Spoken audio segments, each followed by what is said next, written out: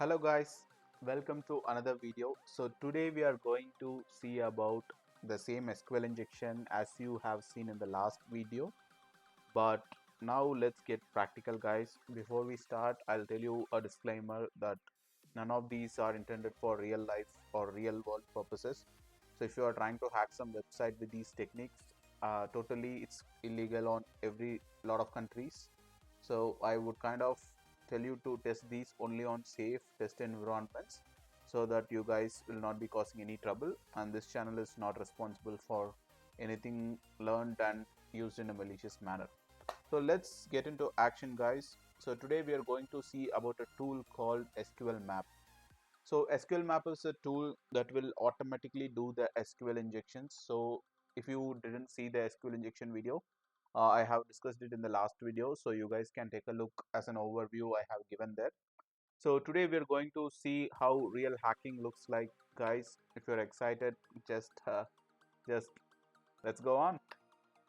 So the first payload we are going to try, I am having a setting called DBWA as the backend in Metasploitable 2, which is a test machine, and it's a test website that has a lot of vulnerabilities that we can kind of do a practical or practice test. And front end I'm using as Kali Linux, which is a normal terminal. So as we are going to use terminal, I think that's the classical way of hacking, I guess. So let's start with it guys. So we are going to see about an SQL injection vulnerability that is present in one of the web pages. So I'll use this command. So in order to use, you can kind of have the, I'll just copy these commands if you guys need below. So you can use these commands.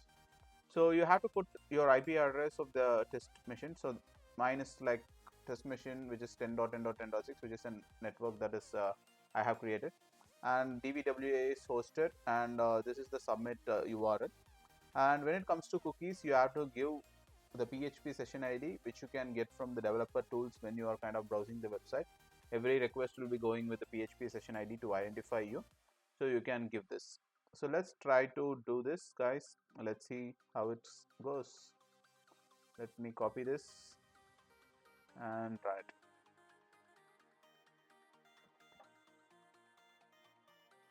So the SQL map has started, so it's asking for like 302 redirect, so I'll just give yes for it. Let's see what happens. So I think something is wrong here. I'll just copy the command once again. I think there is some format that is wrong. We have copied. I think it should come in the same line. Yeah, I think now it will work. I think because it came on a different line, so it kind of thought it's a different variable or the variable that was not included. So clearly you can see guys, I have kind of got all the databases because the previous scans was already done. I think that is the reason it was kind of doing it very fast. So I can see in DBWA what and all databases are there, and I see like there are seven databases: DBWA, Information Schema, Metasploit, MySQL, WASP10, TikiWiki. So I have got all the databases from the backend straight away. So this is the command that we have to use. You have to give SQLmap u and the URL you wanted to do it, and the cookie value, and when you give a flag called /dbs, it will actually fetch you all the databases. So now let's take a look at another command that we are going to use it to get all the table names. So this is the database enumeration command. So I want to kind of see all the tables that is present in this DBWA database. So let me just try to get it.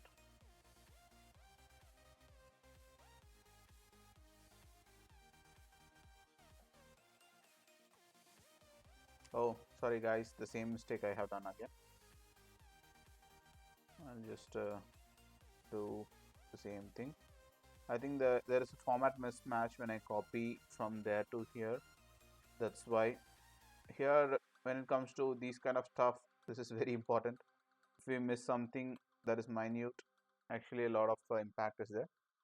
So let's see if it can list the tables in DBWA database. Okay, it's trying. and I can see, guys, I got two tables, that is guest book and users. Actually previously I have run this command, so that is the reason it is kind of going straight forward. But when it's the first time, it will ask you for options. For example, it has identified the MySQL database. Do you want to only stick to MySQL or want to try for other databases? When it comes to finding the database, if it has already identified, you can go with the database that was identified. You don't have to go for all the databases. And also it will ask for certain customizations at certain point in time, and based on that you can do.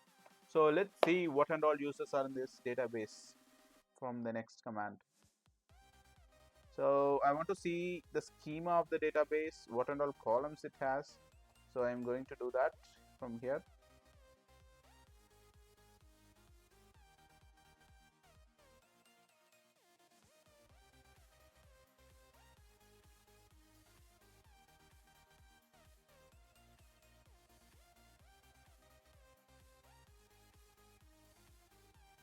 So I need to just modify and get everything in a single line, as I have done for the last time. Because you see, when the format changes, it's not identifying these. Same I have to do for this last flag columns. So what it will do is it will go to the DBA database and users table, and it will kind of list the columns. So let's give a space here, and it detected it. Let's go for it.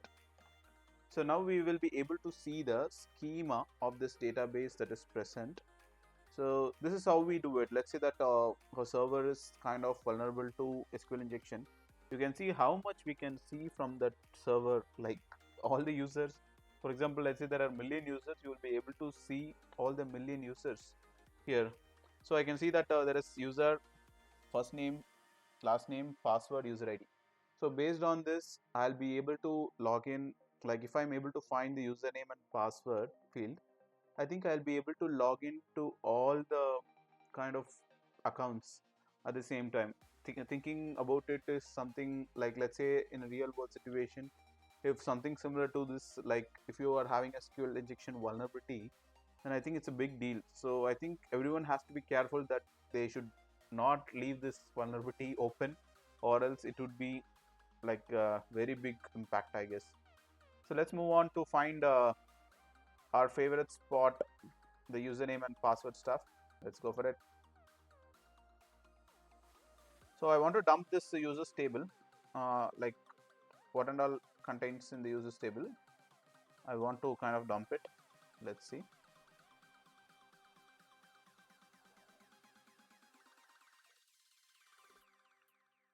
So when I go here, I paste here.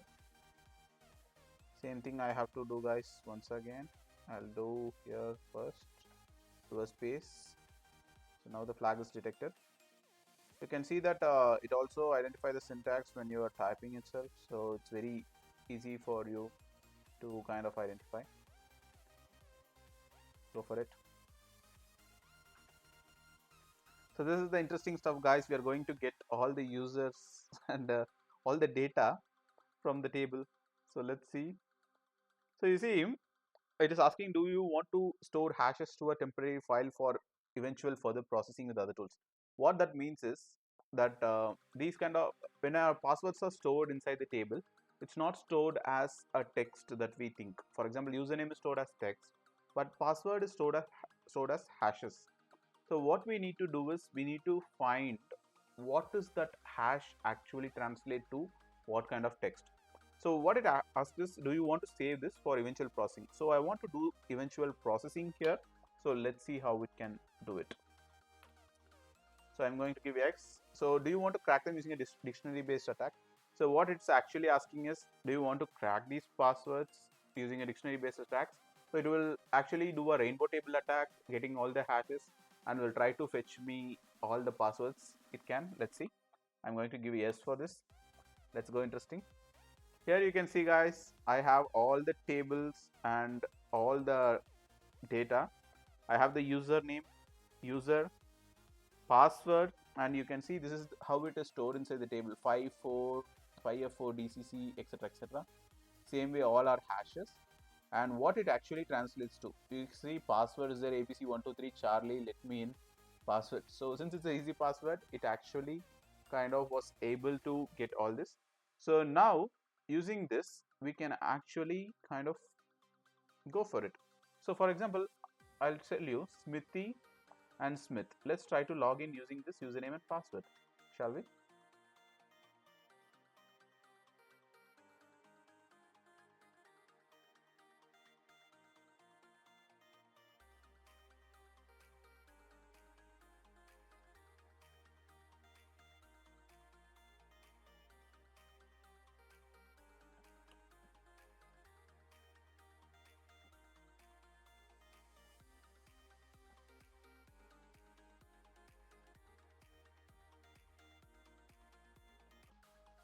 So let's try that password, guys.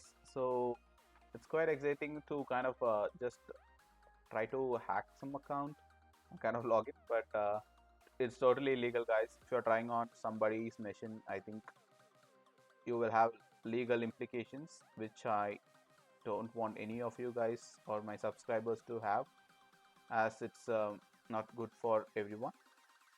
So Smithy and Smith. Oh, sorry. Username is Smithy and password is password only. Smithy.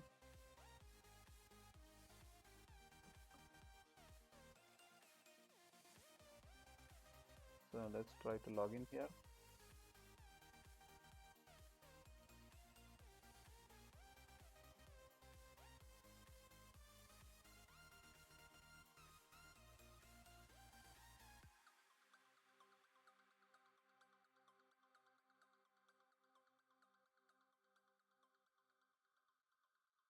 So I think it takes a while. So the machine is like just a test machine and a server is running, so it kind of takes a while.